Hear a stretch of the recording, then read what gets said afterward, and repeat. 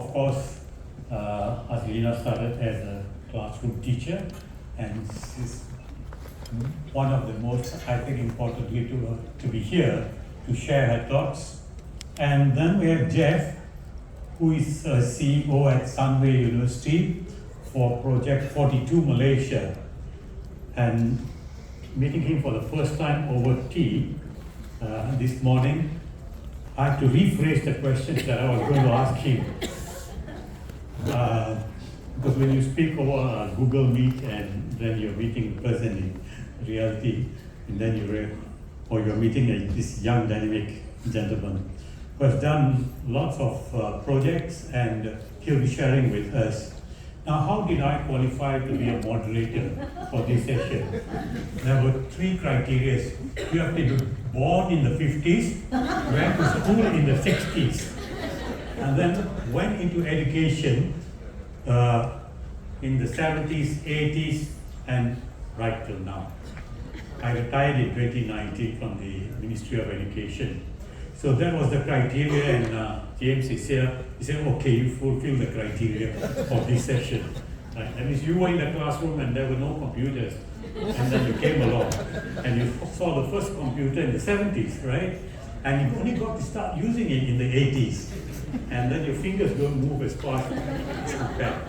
So I really fitted the description of the moderator that was required for this session. So ladies and gentlemen, I always like to start with this. If a child can't learn the way we teach, maybe we should teach the way they learn. If a child can't learn the way we teach, maybe we should teach the way they learn. And maybe it's technology partly the answer. But of course, Jeff and Azlina are going to have their own perspectives on this. How best do we mitigate, how best do we find the balance between technology and the traditional way of teaching and learning? And I'm sure some of them will qualify as me. I think you were also born probably in the 50s. It's not bad to be born in the 50s anyway. We have wisdom. And what is wisdom? Wisdom is experience refined by education. So sort of qualify for that. So ladies and gentlemen, we know that we have all those gaps in the classroom. The contextual gap when we come across when children cannot follow what we are trying to teach them. Then there is the conceptual gap. And how does technology help children to understand what we want to convey to them in the lesson? And of course, the socio-cultural gap. I'm not talking about the urban-rural gap, the socio-economic gap. I'm talking about the gaps in the classroom itself. The contextual, the conceptual, the socio-cultural, the language gap, the skills gap, the knowledge gap, and the digital gap. And how this technology there in the micro unit of a classroom is able to address all this. And we want to look at some of the emerging trends. We have also we brought in the mobile phones 4 years ago into the classroom. And today when you read reports, the newspaper, the mobile phones are leaving the classroom because the kids were buried looking while the teacher was teaching in front, they were into the mobile phones. So how do we find that solution? Of course, we cannot leave technology behind. We just had the session before this. How much of response there is from children, and the research shows that children get interested into teaching, into learning when they have access to technology. So Azlina, with all her experience and the beauty of being a moderator, and you have a panelist whom you have known for the last 20 years, makes it a bit easier. And of course, Jeff is just came to know him this morning, but it seems like after he spoke, I've known him for some time. Azlina, you have experience she was in the Ministry of Education, you were colleagues, and then she went on to join UNICEF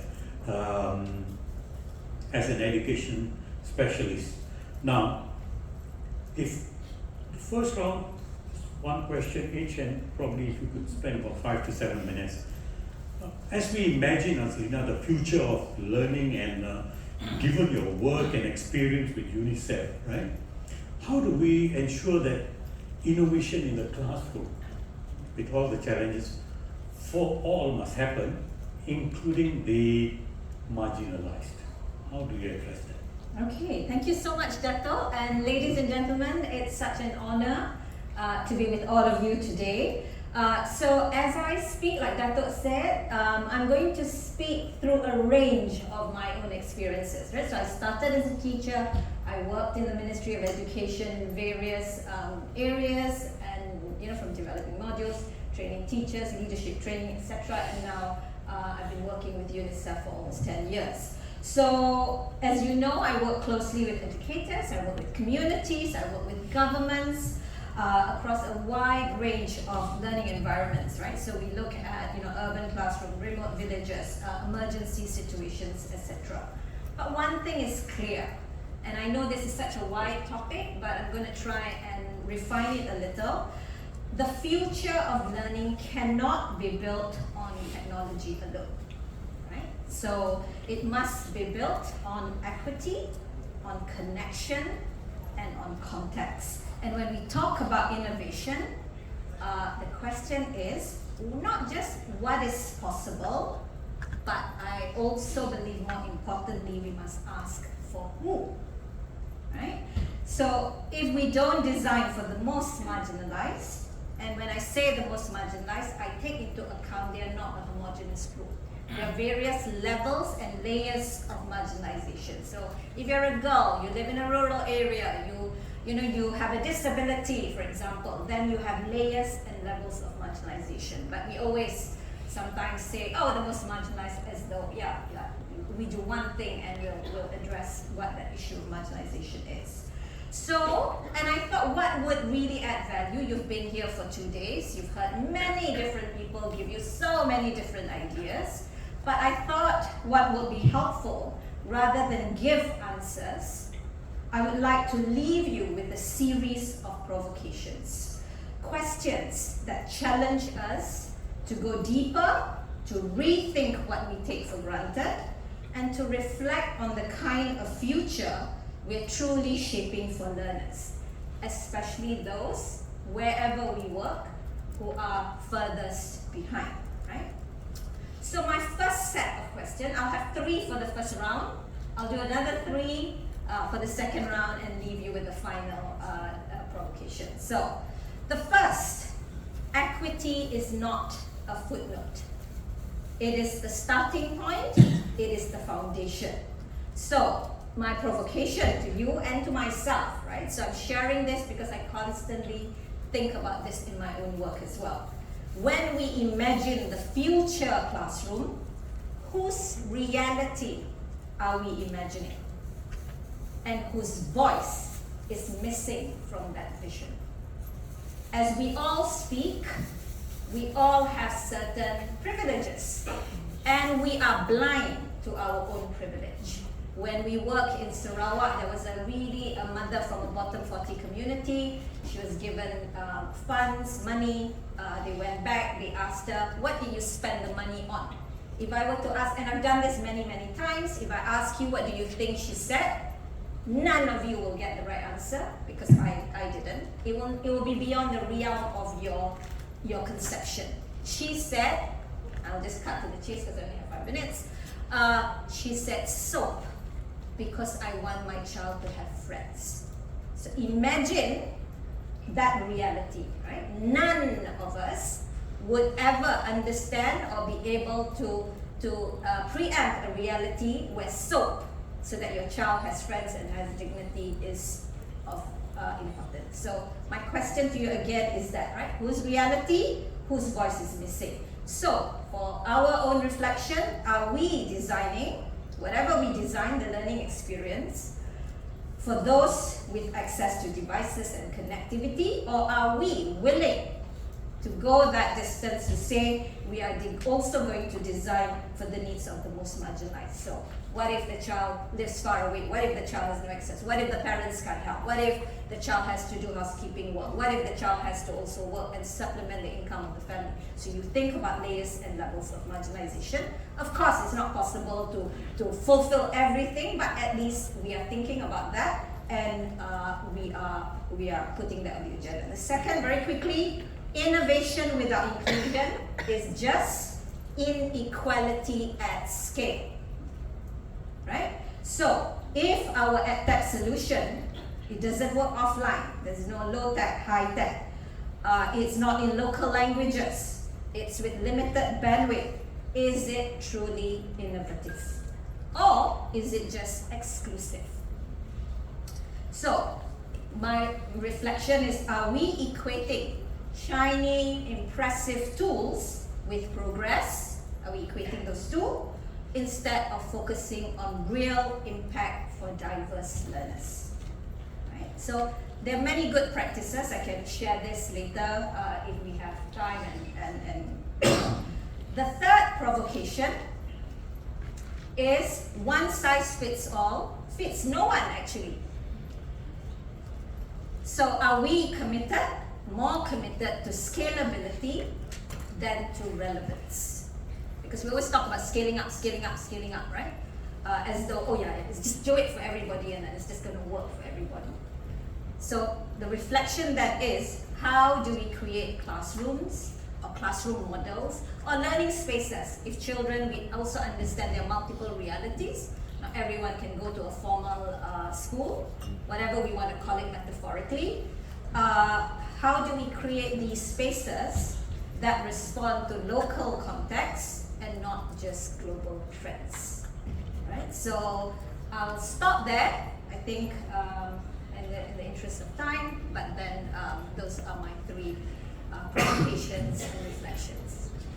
Thank you, Azlina. You're really taking very strictly my direction of time, 5 to 7 yes, minutes. I'm very good, because I used to be a teacher. So I'm very... I like your Socratic approach. You know. Over the phone, yesterday evening, she told me, Dr. Mahander, I've got 6 questions. I said, I thought I was the one who's going to ask the questions, right?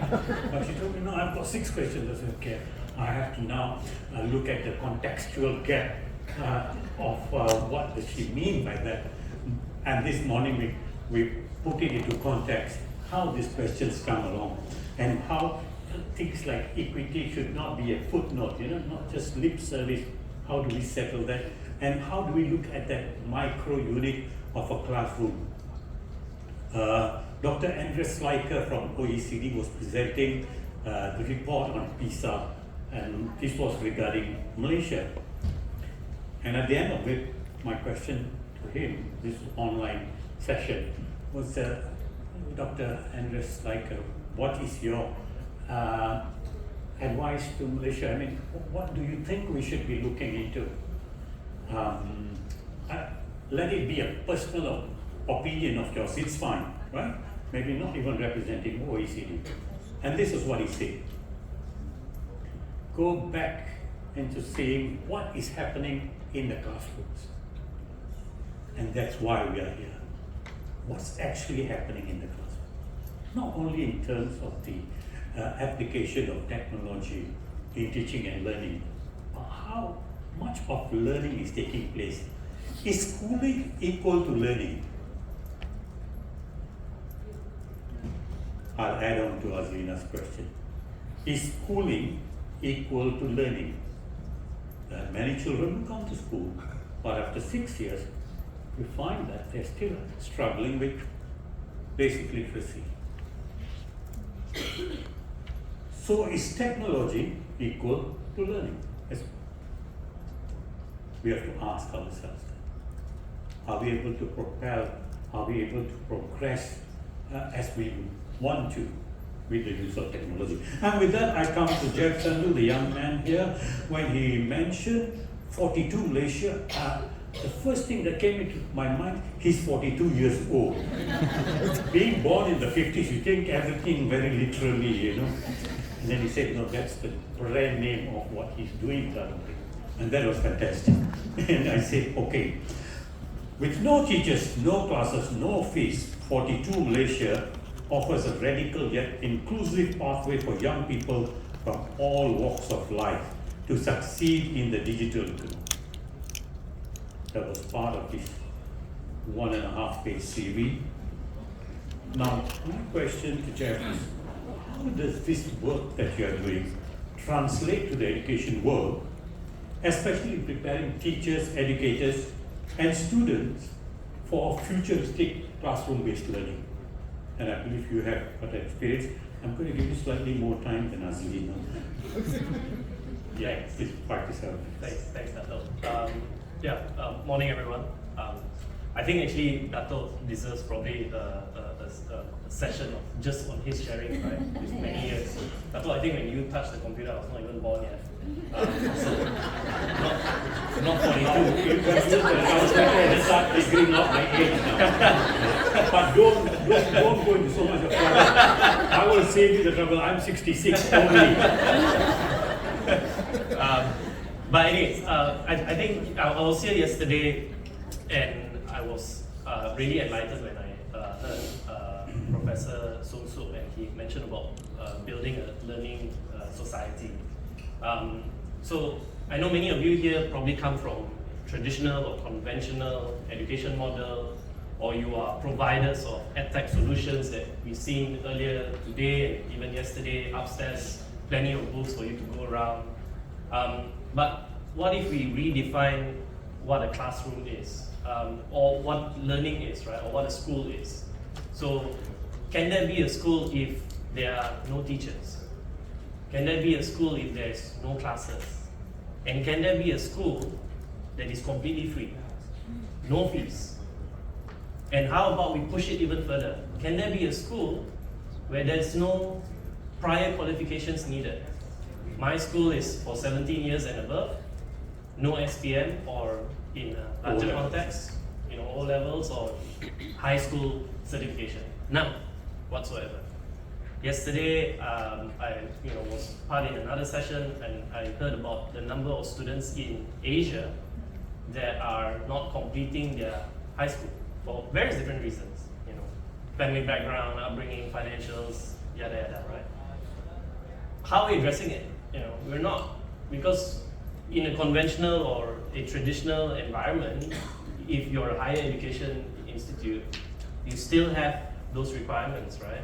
You still need them to have, your high school certificates. You will take the ones who excel, in SPM in Malaysia, the ones who do, the straight A students, and even then they are competing for spaces, as we've seen in the news. Despite having straight A's, they can't get into the universities that they want to or the courses that they want to, so they're just given whatever is given. Right? So that in itself is something that we need to start thinking about. How can we change this? And that's what we've done.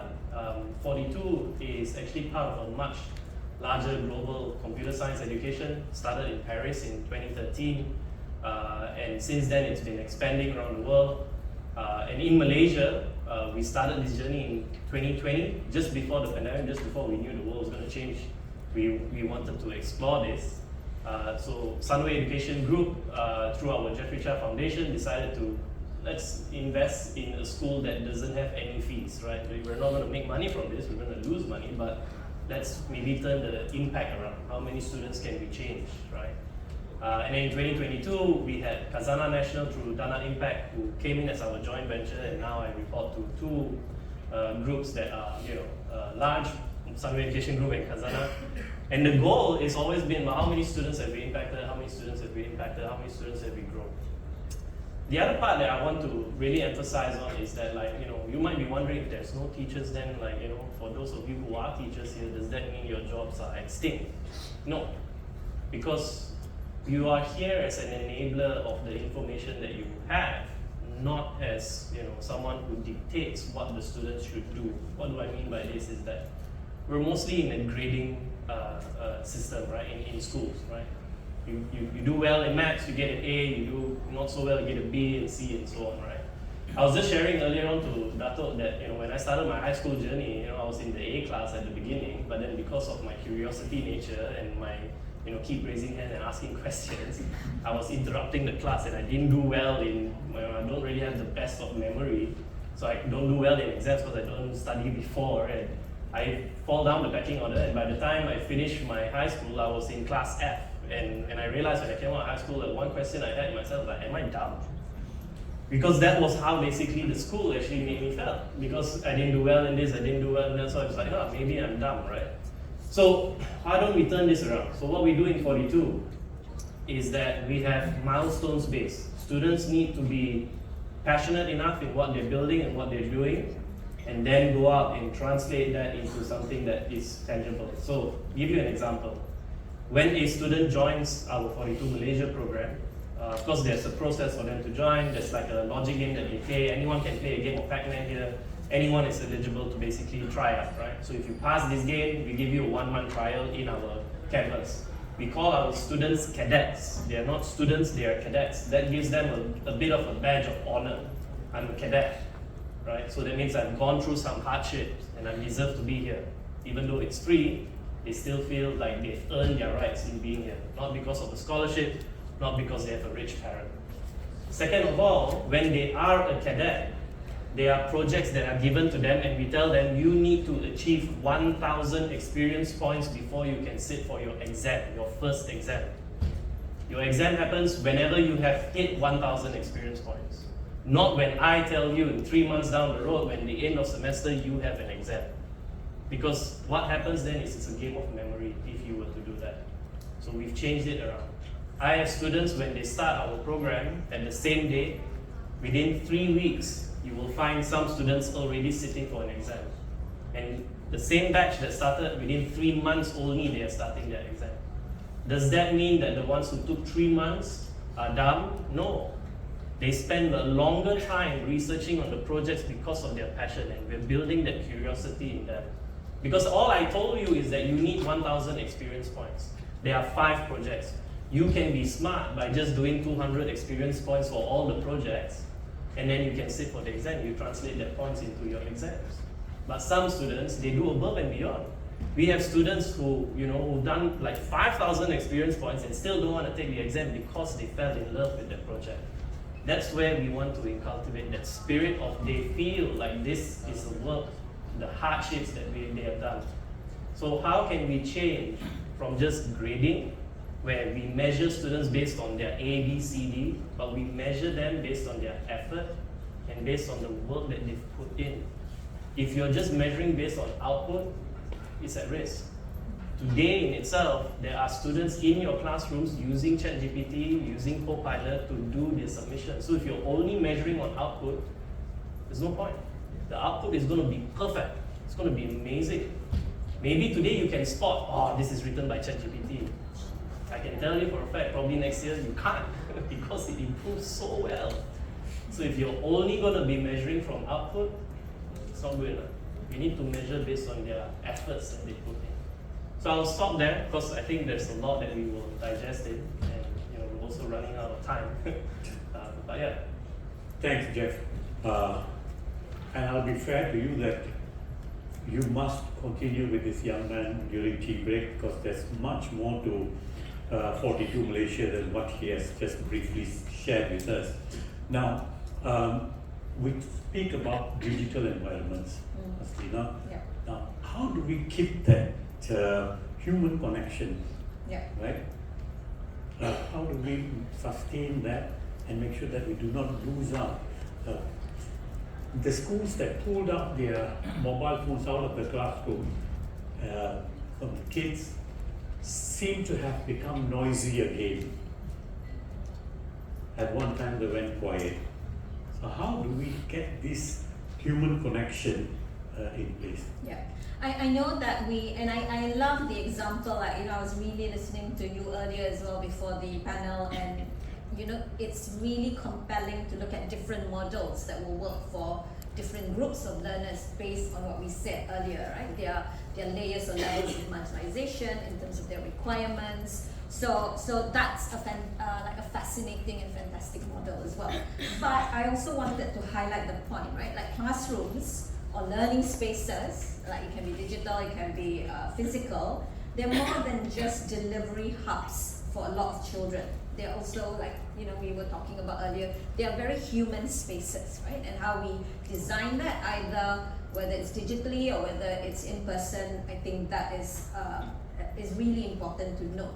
It's also a place where children or learners build resilience, build a sense of identity. I know your kids are above 17, but you know, we're also now at UNICEF, we're looking at foundational learning. We know that there are issues with, you know, basic literacy, numeracy, socio-emotional learning across the region, right? And Dato Habibah yesterday talked about the Southeast Asia Primary Learning Metrics, which UNICEF is working with Simeo on, and we'll have the follow-up results at the end of the year as well for 2024. So I would posit that, you know, an app or an AI cannot, and I agree with you, cannot completely replace a teacher, a caring teacher. We all have had stories of, you know, really great teachers that have inspired us, or a sense of belonging. Classroom or that learning spaces or community can create that, right? And for children who are marginalized, again, noting that they're not a homogeneous group, classrooms are places where they get essential services, which they cannot get probably at home, right? So again, so part of my provocation is more than a place, it is a relationship, right? So what if the greatest invention or innovation in future, in our future classroom isn't digital but deeply human? But then that begs the question of how do we unpack humanity and what is this future of us being human, right? I think that needs, so as we digitize, how do we also humanize? How do we ensure that connection, care, and culture remain at the center of learning? And this becomes even more important as we move towards a more digital, a digitized space or environment. So how are we looking at socio-emotional learning? How are we looking at blended approaches, low tech, high tech? How are we looking at, you know, teachers actually facilitating learning and encouraging peer learning, which is what you are doing as well. My very quick Dato, fifth provocation, teachers are not just implementers, they are co-designers, right? So we ask teachers to transform classroom, but are we system leaders transforming the system around them? So we make it like, oh yeah, you need to do this, if you do this enough, then change will happen, right? But are we also enabling the ecosystem and to also support the teacher as, you know, what are elements of curiosity that we're looking at, agency in children, when our assessment system doesn't probably allow them, or, you know, encourage them to spend more time on that. So which then goes to my sixth and last question for this question. Are we measuring what really matters? If we only measure test scores, what are we telling learners and teachers is most valuable? That whole entire process of assessment then has an impact on what happens in the classroom, right? So what would our classrooms look like if we centered well-being, creativity, curiosity, and agency as indicators of success? So, you know, looking at holistic assessments with countries that have done this really well, and we talk about formative assessment, but how do we do it really well? And again, teachers need confidence to be able to do this. We say, oh, teachers need to, we have to, but you know, underpinning that is a level of competence and confidence that we also, the system needs to enable, right? And also, how do we include learner self-reflection and voice as part of assessment? I think Jeff was telling me a really fantastic story about young people, children yesterday telling adults what it is that they envision. So I'll stop there. Jeff, how do you keep that connectivity, the human connection through your project? What practice? Yeah, so I think there are three values that we really need to empower. It's not about, you know, who has, you know, the IT tools and, you know, the AI stuff and all that. Those are all great, but I think fundamentally, even 20 years down the road, there's three key things that we need to focus on. Firstly is the grit of someone who wants to learn new things. How can we empower this grit, this resiliency in them, right? They want to pick up. How can we empower this? So it's something that we need to think. I don't have the answers. I'm trying new models and new ways of doing it. I'm quite a rebel in the space. I mean, I'm here in an education conference and I don't even have a degree. It's just weird, like why I'm here, right? And it's true, right? I've never stepped foot in a university. I didn't graduate. Only have a diploma in a creative field, and I started building companies and doing startup space for the last 20 years. And now in the last 5 years, I'm in the education space, trying to reinvent or trying to push the boundaries of what education should be. The second one that we need to have is passion. If our students or your kids do not have the passion, or we're not instilling passion in them, there's no point. I've been into some classrooms and doing some talks to students in universities around Malaysia or even high schools. I see just human beings with no souls, and they just sit there and they're just there to just basically share their just be part of ticking the box, right? And the third part is, I think is very important, is value. Whatever that the students have learned, doesn't matter whether they graduate or what, how can they sort of impart that value into doing something good? I think that part is really important. Just to give you one key example of how we've done that is that we also celebrate failure. So if a student fails this project 42 times, they get a badge and they're called the Masters of Failure. And there are some students who not purposely go and get it, but they try and then they get Masters of Failure, but it's a badge of honor because they failed 42 times on that project. And that means they are the best person for you to learn if you're taking up that same project. But in a conventional school, they'll be punished for failing that many times, right? And your parents will be coming in and stuff. We're coming to the last part of our session, and I see James has showed me the signal from behind. It's the Punjabi way of saying. Azlina is very lucky. The host for today is Dr. Mindy, one Punjabi, and she's got Jeff there, another Punjabi, and of course, so you're surrounded by Punjabis today, so you're safe, right? Now,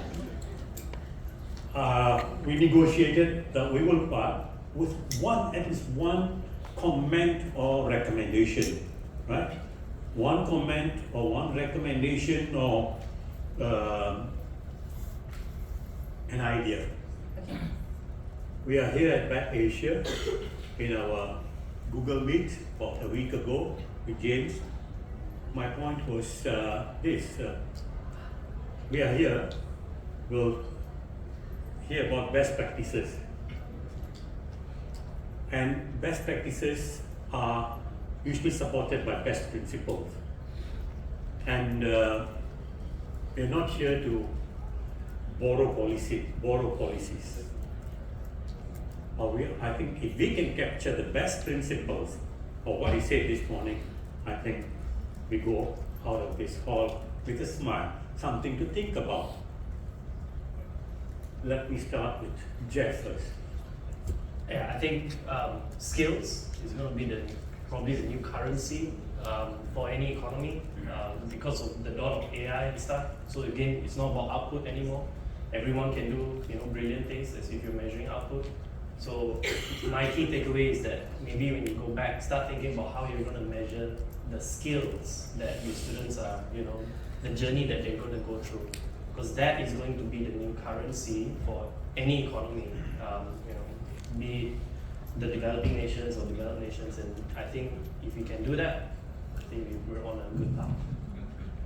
Thank you, Jeff.